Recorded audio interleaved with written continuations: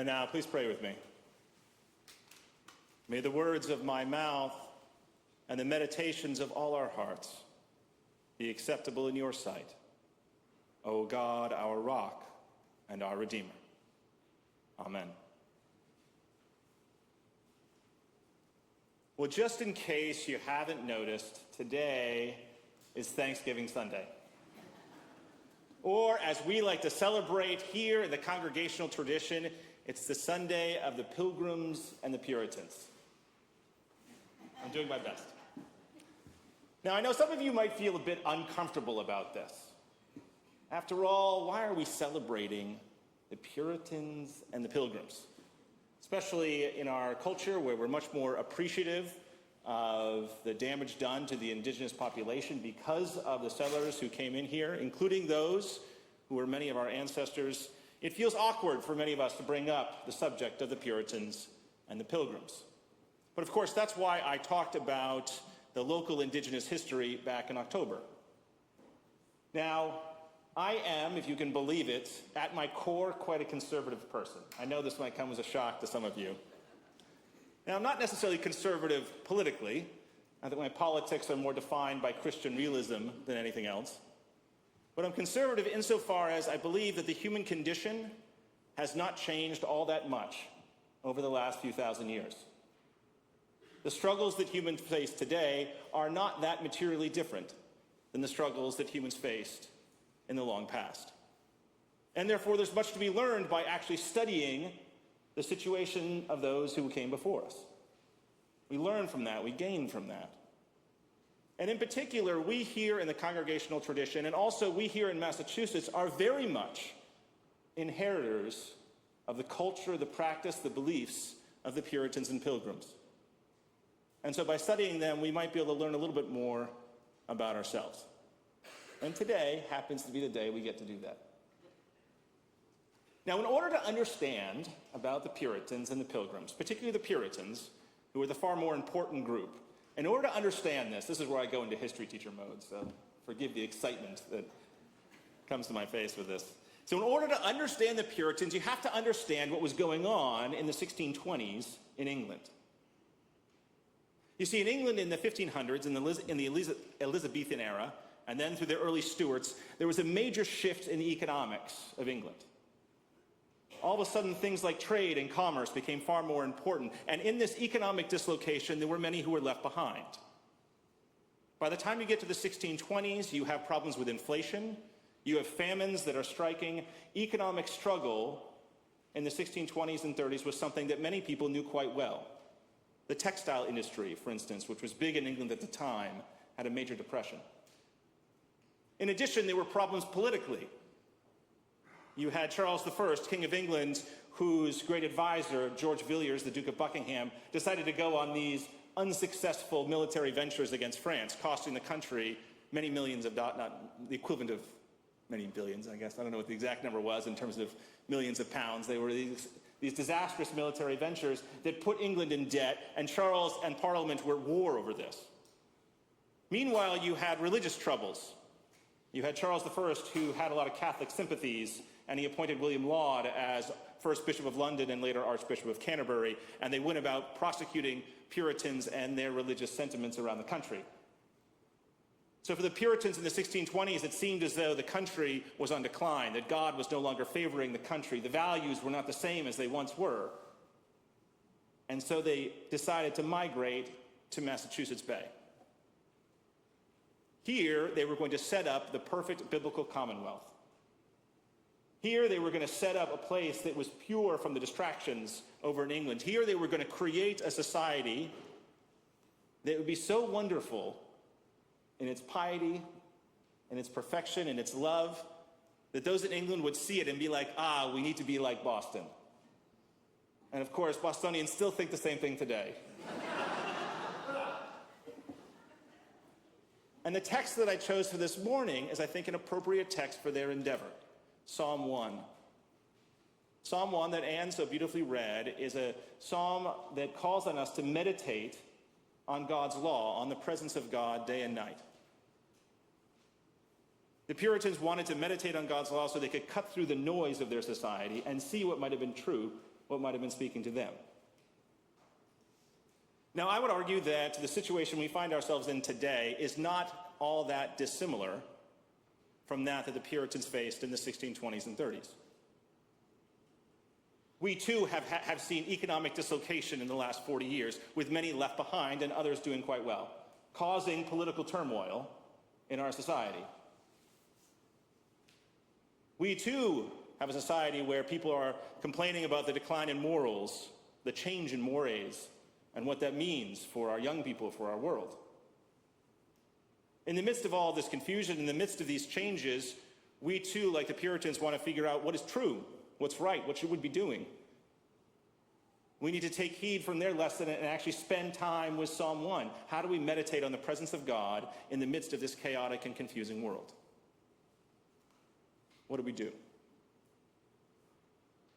Now, this past week, I have spent some time reading about the Puritans, which is fun. Reading about the Puritans, and one thing that struck me was just trying to put myself in their mindset, in their world. Here you have people who come over to Massachusetts when it's largely uncultivated. Massachusetts back then, and in fact all the northern hemisphere, was undergoing what's known as the Little Ice Age, so it was quite cold here, far colder than it is today. They had to build their own homes with their own hands. These were largely middle-class artisans who found themselves having to build homes to plant crops in the rocky, horrible soil that we know is in this area, to struggle day in and day out. And yet it was also very healthy living. The mortality rates were some of the lowest in the world here in Massachusetts. It was hard work, day in and day out, to get up, work. Imagine getting up and having to fetch water, warm it, and so that you can start your cooking and begin the process of the day, each day, day in and day out. And then on Sunday, you had the opportunity to sit in church for about 3 or 4 hours in the morning and 3 or 4 hours in the afternoon. Only we could replicate that today. But what struck me about this was just the simplicity of it. There weren't all the distractions that were there in England. The society just had very simple demands of making food, going through making clothes, repairing them, spending time with your family, and then every Sunday having the rhythm of church. The life was one that was certainly busy, but it was simple. It had a routine, a rhythm. I was thinking this past week of what are some of the times when I felt the most contentment, the most joy, the most at peace. Those times were the times that tended to be simplest. In 2004, I went over to Rome to study Latin for 2 months with this kind of crazy disc house Carmelite monk named Reggie Foster. And when I went over there, the entire collection of my earthly possessions that I brought over fit in a small backpack, 2/3 of which were taken up by a Latin dictionary, a Latin grammar, and other books that I brought. I brought a couple pairs of underwear, a couple pairs of socks, a couple t-shirts, a couple pairs of shorts, and that was it for 2 months.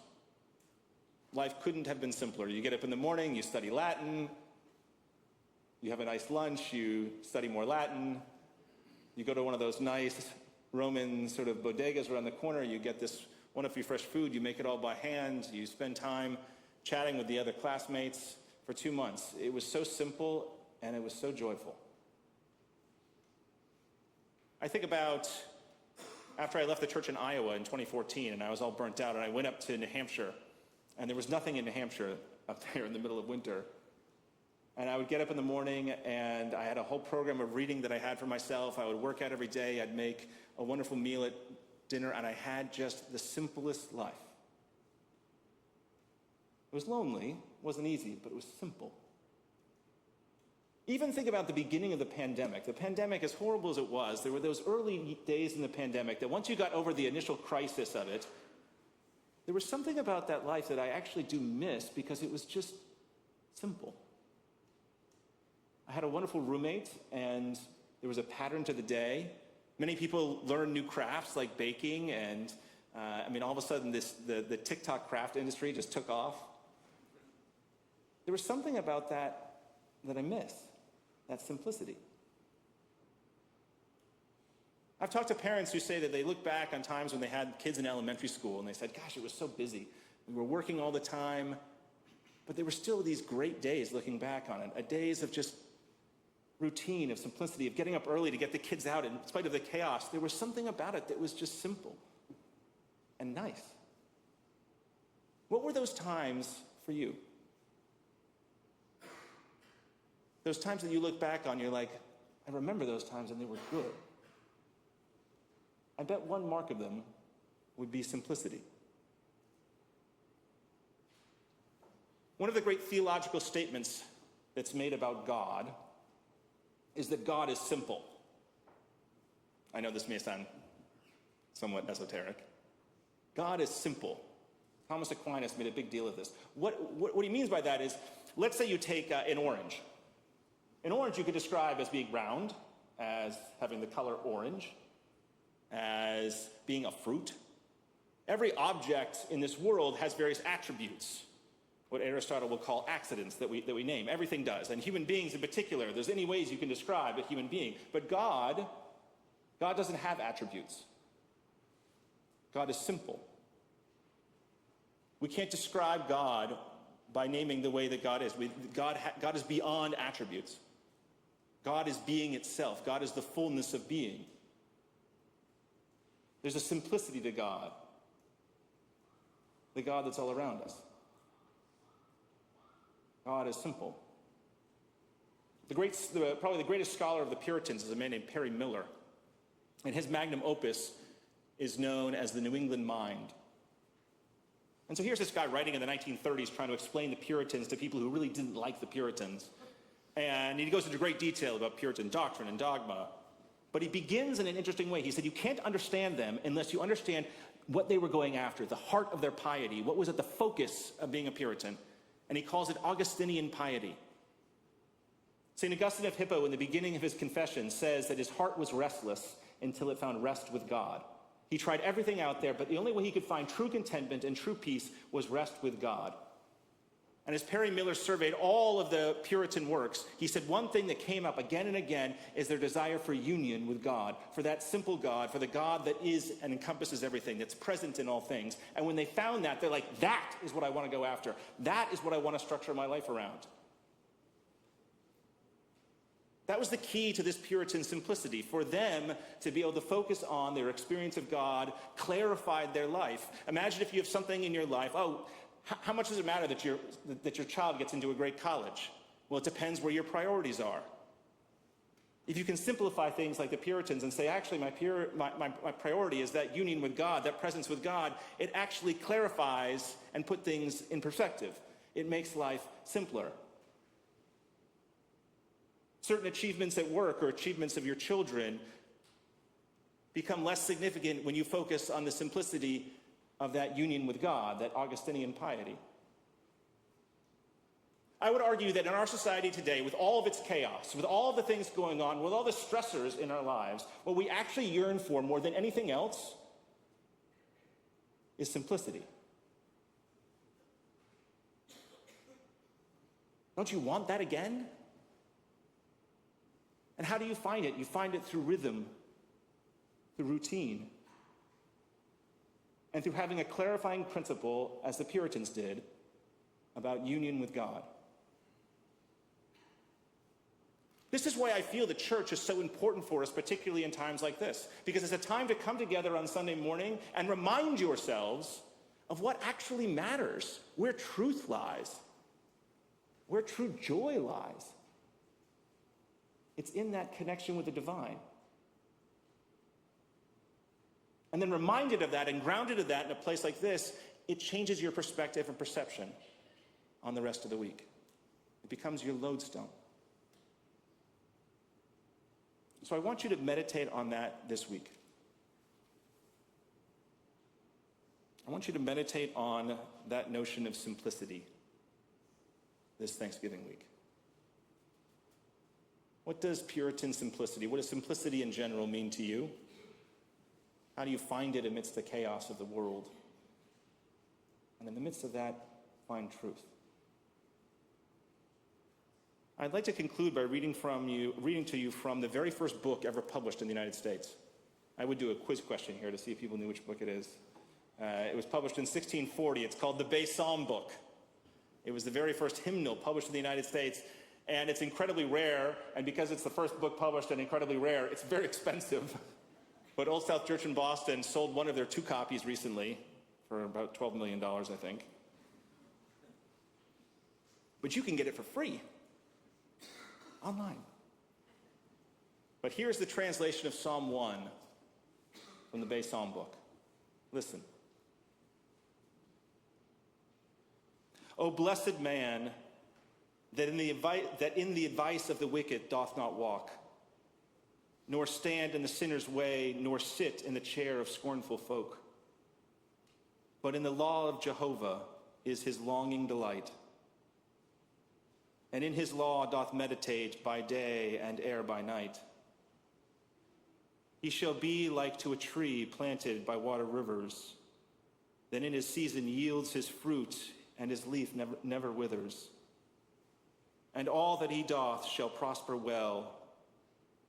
The wicked are not so, but they are like unto the chaff which the wind drives to and fro. Therefore shall not ungodly men rise to stand in the doom, nor shall the sinners with the just in their assembly come. For of the righteous men the Lord acknowledgeth the way, but the way of the ungodly men shall utterly decay.